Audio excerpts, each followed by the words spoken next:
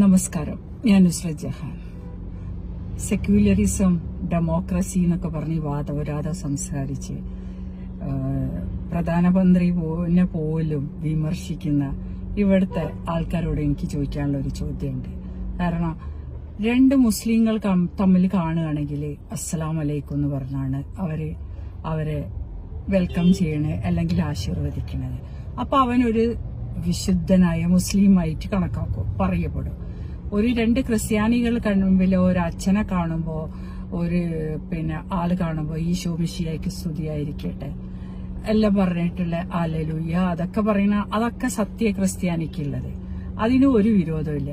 പക്ഷെ ഭാരതത്തിൽ ജനിച്ചു വളർന്ന ഒരു ഭാരതീയനായ ഹിന്ദു അവൻ ജയ് ശ്രീറാം എന്ന് മറ്റവനോട് പറയുമ്പോഴത്തേക്കും അത് വർഗീയത. അവന് കാവിക്കൊടി പിടിച്ചവൻ, അവന് മനുഷ്യനെ കൊല്ലാൻ വരുന്നവന്, ഈ വിധത്തില് ഓറഞ്ച് കളറിനോടുള്ള പോലെ കാവി കളർ എന്ന് പറഞ്ഞാൽ എല്ലാവർക്കും യൂസ് ചെയ്യാം. അത് ഏറ്റവും നല്ലൊരു കളറായിട്ടാണ് എനിക്ക് തോന്നിയിട്ടുള്ളത്. കാരണം നമ്മളൊക്കെ ഓരോ കളേഴ്സിനുണ്ട്. നമ്മൾ നല്ല ബ്രൈറ്റ് ആയിട്ട് തോന്നും, എനർജി തോന്നുന്ന ഒരു കളറാ. ആ കാവി കളർ ഇട്ടാൽ പോലും വർഗീയവാദി അല്ലെങ്കിൽ മറ്റുള്ളവരെ എന്തെങ്കിലും ചെയ്യാൻ വരുന്നത് എന്നുള്ള പറയും.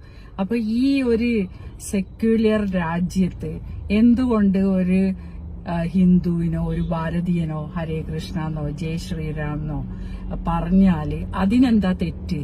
ഇവർക്കൊക്കെ പറയുമ്പോ അവൻ വിശുദ്ധനല്ല.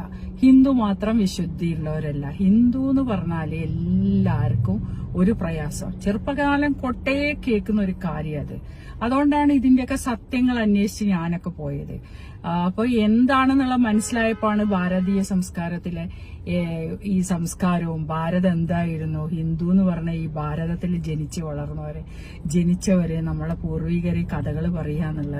അപ്പൊ കഥകൾ പറയുന്ന അതിലൊക്കെ വരുന്ന വിശ്വാസങ്ങളും ആത്മീയതയും ഭാരതത്തിന്റെ അത്ര ആത്മീയത ഉള്ള ഒരു ലോകം വേറെ എവിടെയില്ല. ആത്മീയതക്ക് കോസ്മിക് പവറിനെ പറ്റി പോലും ഭാരതത്തിലെ സനാതനധർമ്മത്തിൽ പറഞ്ഞിട്ടുള്ളത്. ഇന്ന് സയന്റിഫിക്കലായിട്ട് വന്നപ്പോ നിങ്ങൾക്കത് മിത്തായി. അതിന്റെ മുമ്പേ അത് പറഞ്ഞപ്പോ ഇവിടെ അത് കഥകളായി. ഇതന്നെയാണ് സംഭവിക്കുന്നത്. അപ്പോ ജയ് ശ്രീറാം പറഞ്ഞാല് അവൻ വർഗീയവാദിയാവുന്നത് എങ്ങനെയെന്നുള്ള ഉത്തരം ഇവിടെ അടിയിൽ വന്ന് പറയാം. എന്തായാലും തെറി വിളിക്കാൻ വരുന്നുണ്ടല്ലോ, അവനും പറയാം. Okay, thank you.